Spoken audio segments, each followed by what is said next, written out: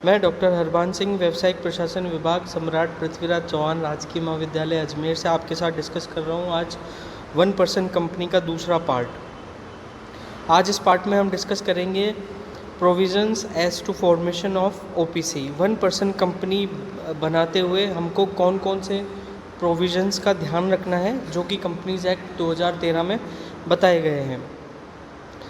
पहला पॉइंट आता है formation with 1% as a member. OPC बनाते समय जो केवल एक पर्सन रिक्वायर्ड है जो इसके मेंबर की तरह कार्य करता है। दूसरा आता है incorporation only by a natural person who is Indian citizen and resident in India.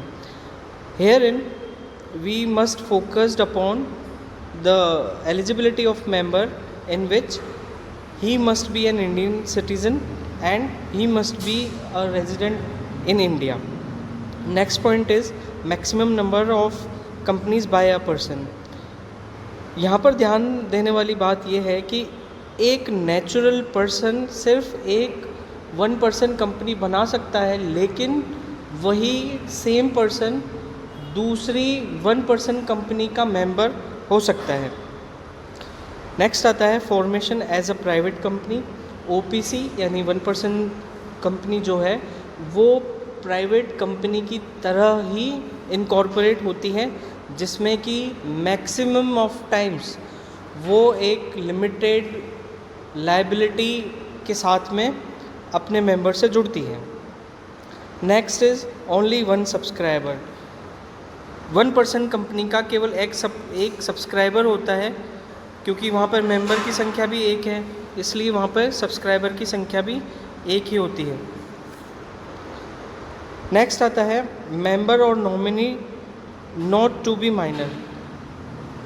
जैसा कि हमने कॉन्ट्रैक्ट एक्ट में पढ़ा हुआ है कि एक जो माइनर होता है वो कॉन्ट्रैक्ट नहीं कर सकता है, तो यहाँ पर भी उसकी एलिजिबिलिटी मेंबर के रूप में और नॉमिनी के रूप में, माइनर के रूप में नहीं होनी चाहिए।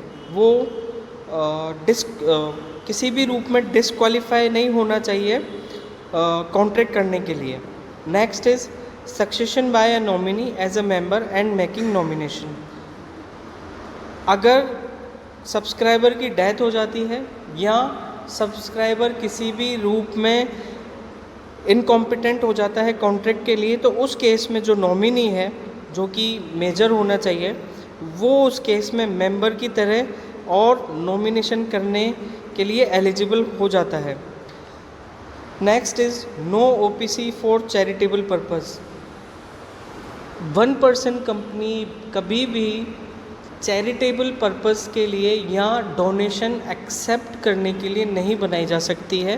कंपनीज एक्ट 2013 यहाँ पे स्पेशल फोकस करता है कि ओपीसी को किसी भी तरह के चैरिटेबल पर्पस के लिए हम नहीं बना सकते हैं।